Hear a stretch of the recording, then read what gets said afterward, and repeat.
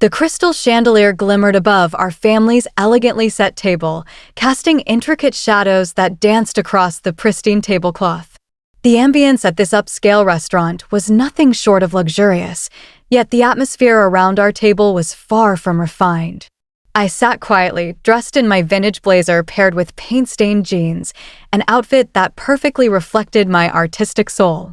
It was my mother's 55th birthday celebration, a joyous occasion by all accounts, but the conversation had quickly turned into a familiar ritual, my family dissecting my life choices with surgical precision.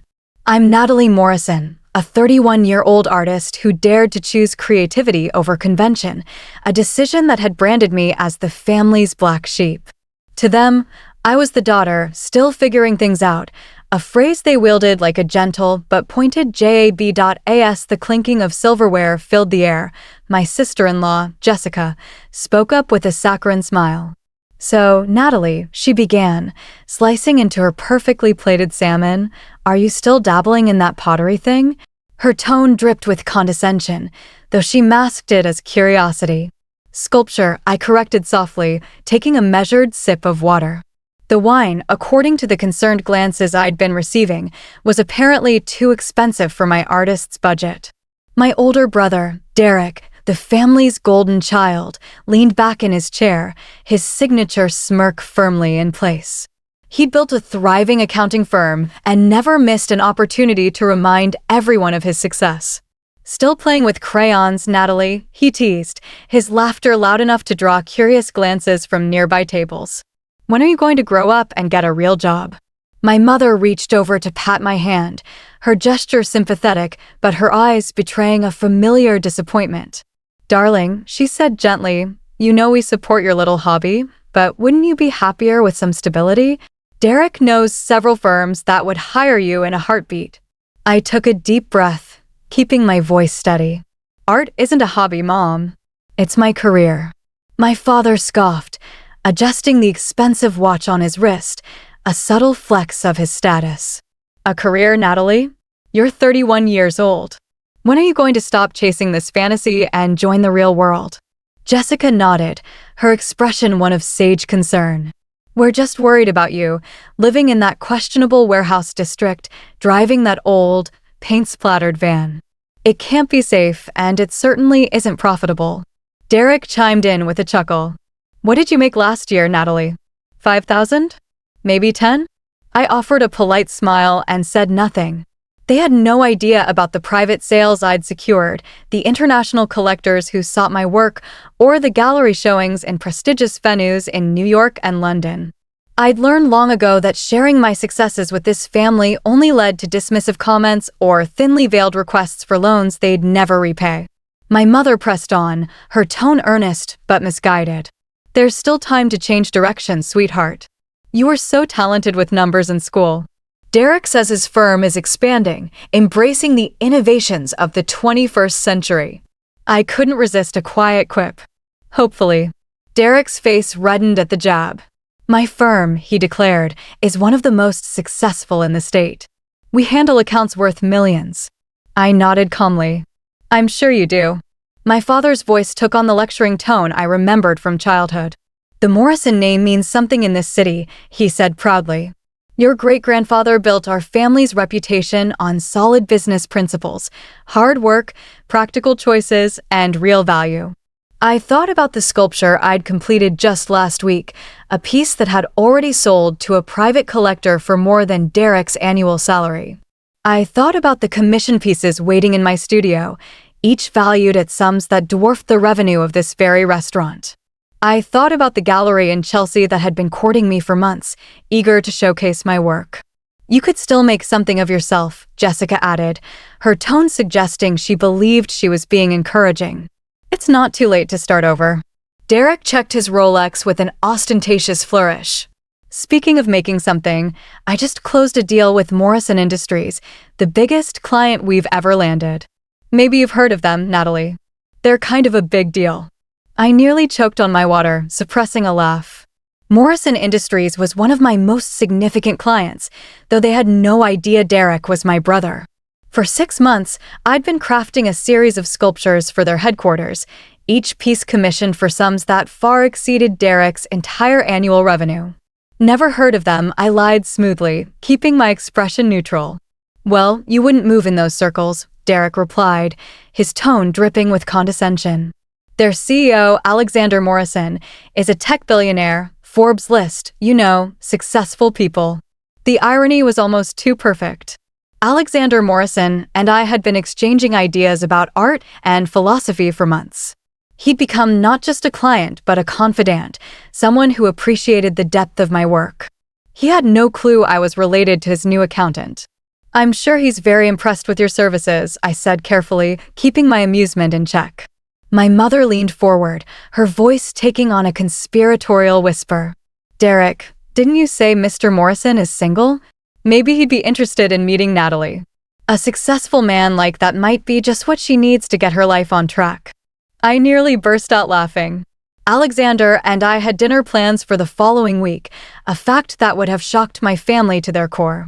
Mom, Derek said with exaggerated patience, a man like Alexander Morrison doesn't date struggling artists. He moves in circles where people have actual achievements. My father nodded in agreement. Real accomplishments, not finger paintings. Just as I was about to respond, the restaurant's front door swung open with a flourish. A familiar figure strode in, commanding the immediate attention of the waitstaff. Alexander Morrison, tech billionaire and passionate art enthusiast, entered the dining room like he owned the place, and given his extensive portfolio, that wasn't entirely out of the question. His eyes scanned the room and landed on our table, his face lighting up with genuine delight. Natalie, he boomed, his voice carrying across the hushed dining room.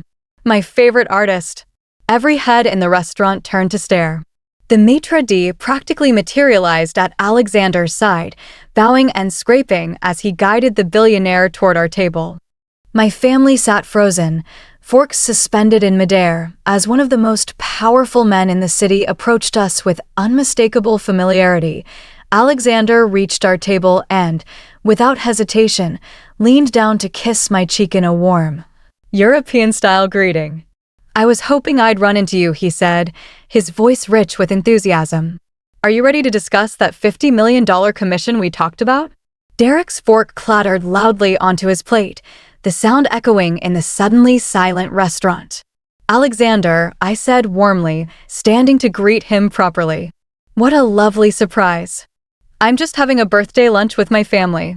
His eyebrows rose with interest. Family? How wonderful. He turned to my stunned relatives, flashing his trademark charming smile.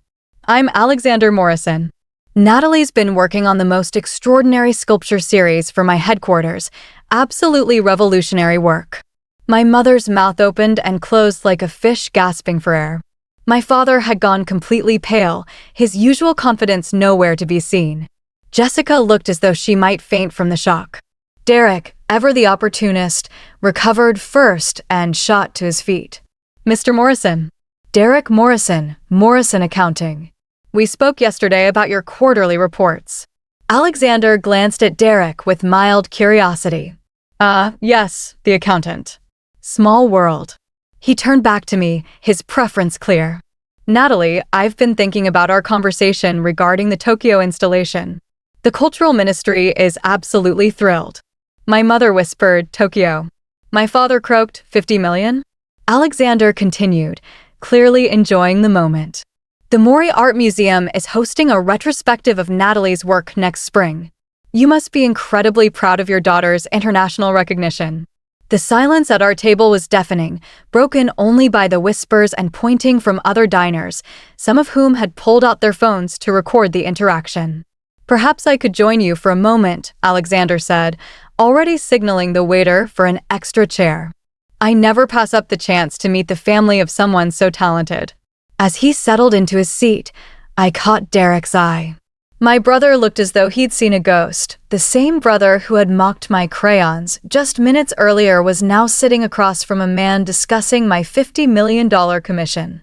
So Alexander said, spreading his napkin with practiced ease, you must tell me what it was like watching Natalie develop her artistic vision. I imagine you have wonderful stories about her early work. My mother struggled to find her voice. She was always very creative, she managed. Creative? Alexander repeated with delight. What an understatement. Do you know her latest piece sold at Sotheby's for $12 million last month? The bidding war was extraordinary. Jessica made a small choking sound, and Derek's face shifted from pale to green. 12 million, my father managed, his voice barely audible. For one sculpture, Alexander confirmed. Though that's hardly unusual for Natalie's work. The piece I acquired last year has already tripled in value, a smart investment, but even smarter art. He turned to Derek with polite interest. You're in accounting, I believe. You must appreciate the financial success of your sister's career. Very impressive returns. Derek seemed incapable of forming words, his usual bravado shattered. This was the same Derek who had lectured me about real jobs and practical choices just minutes earlier. I seized the moment to stir the pot gently. I was just telling the family about your Morrison Industries account, I said innocently. Derek was quite excited about landing such a prestigious client. Alexander's smile sharpened ever so slightly. Yes, well, we'll see how that works out. I do so value competence in my business relationships. The subtle threat hung in the air, and Derek's face transitioned from green to gray. Natalie, Alexander continued, turning back to me, I hate to interrupt your family celebration, but I have exciting news. The Venice Biennale has accepted your installation proposal. You'll be representing the United States Pavilion. If Derek had looked shocked before, now he appeared utterly catatonic. The Venice Biennale was the pinnacle of the art world, a recognition that secured artistic legacies and placed artists among the elite. That's wonderful news, I said warmly, my heart swelling with pride. Though I'll need to finish the Morrison Industries series first. Of course, Alexander replied. Take all the time you need. Art can't be rushed. He glanced around the table at my stunned family. I imagine you'll all be attending the opening in Venice.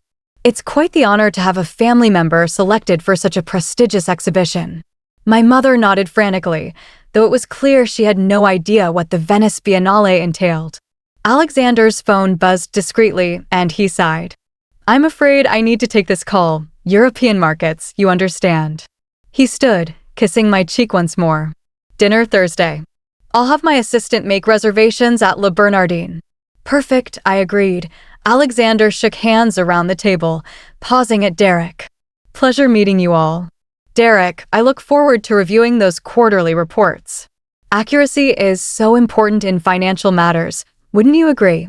Derek managed a weak nod, his confidence utterly dismantled.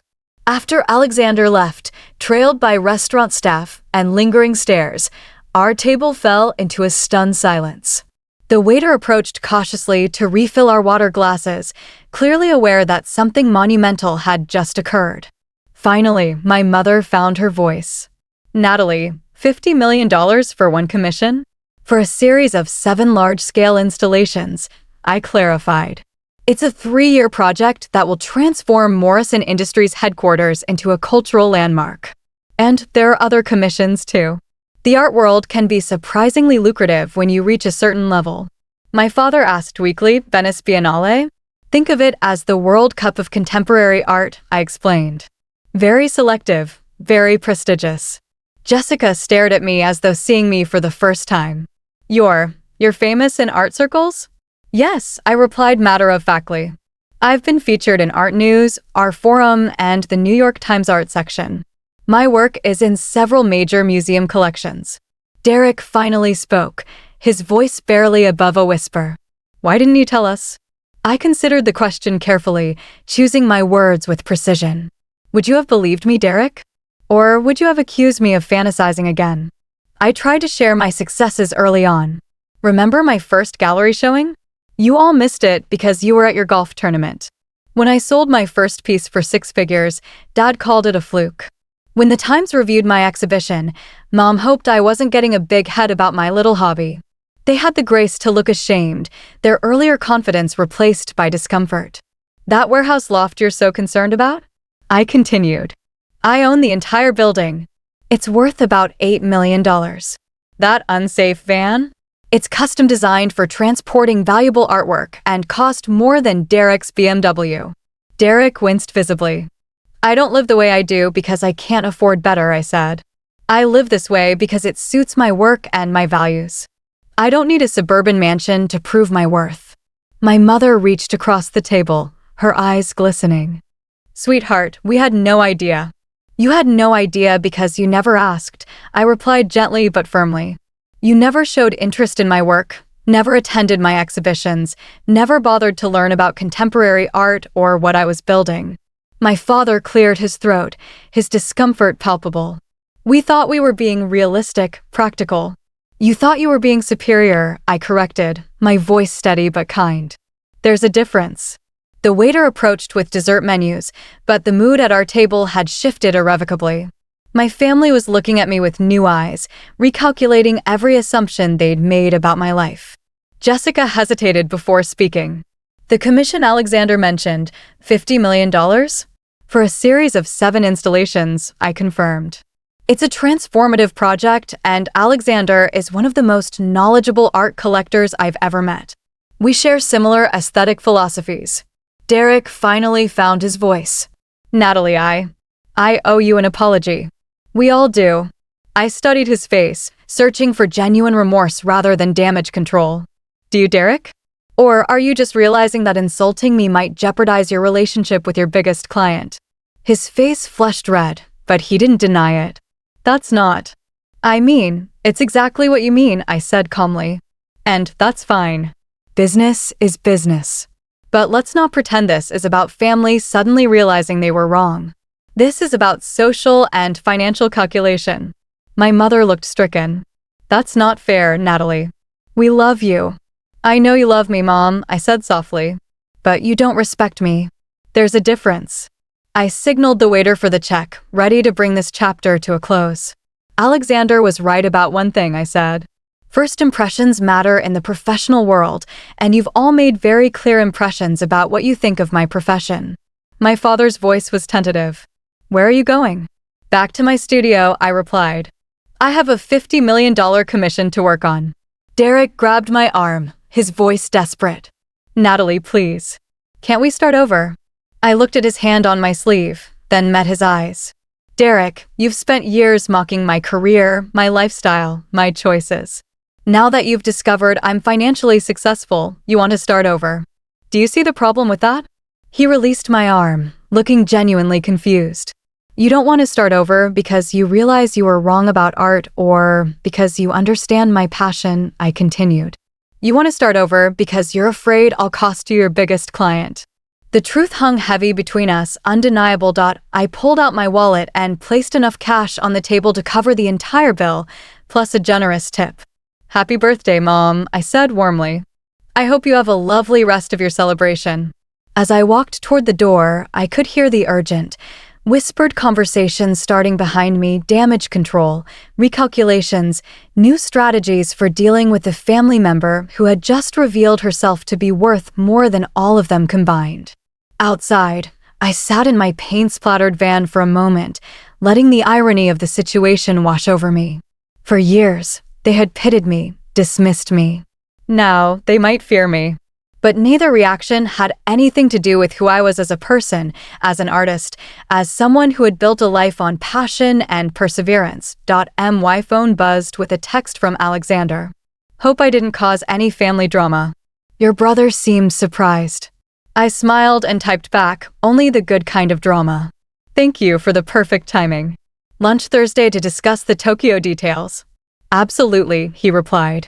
And Alexander, I added, Derek really is a competent accountant. Don't fire him on my account.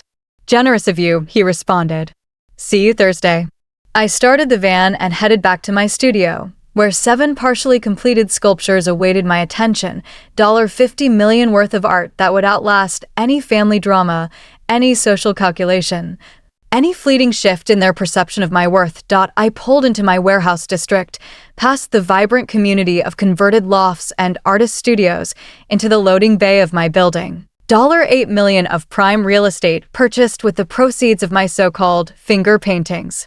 Inside, my studio was exactly as I'd left it, sculptures in various stages of completion, sketches covering the walls, the controlled chaos of serious creative work.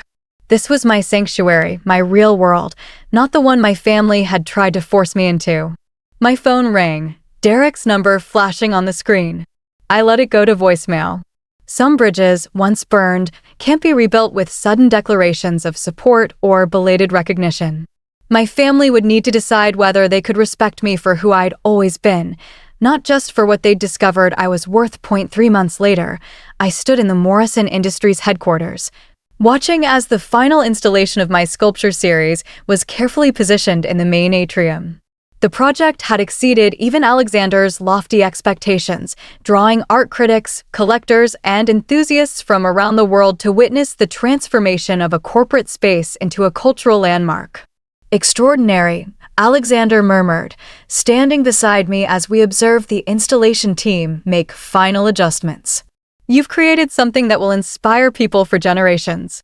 The building's lobby had become a pilgrimage site for art lovers, the 7 sculptures weaving a narrative that guided visitors through a profound meditation on technology, humanity, and the future. It was, without question, the finest work of my career. "The Venice pieces are coming along beautifully," I told him. "I think you'll be proud to see the United States Pavilion this year." "I wouldn't miss it," Alexander replied. "Though I suspect your family will want to attend as well." Derek had called several times since that fateful lunch, as had my parents. They'd expressed newfound interest in learning about art, in being more supportive. Jessica had even asked if she could bring her children to visit my studio. "We'll see," I said diplomatically, not ready to fully open that door.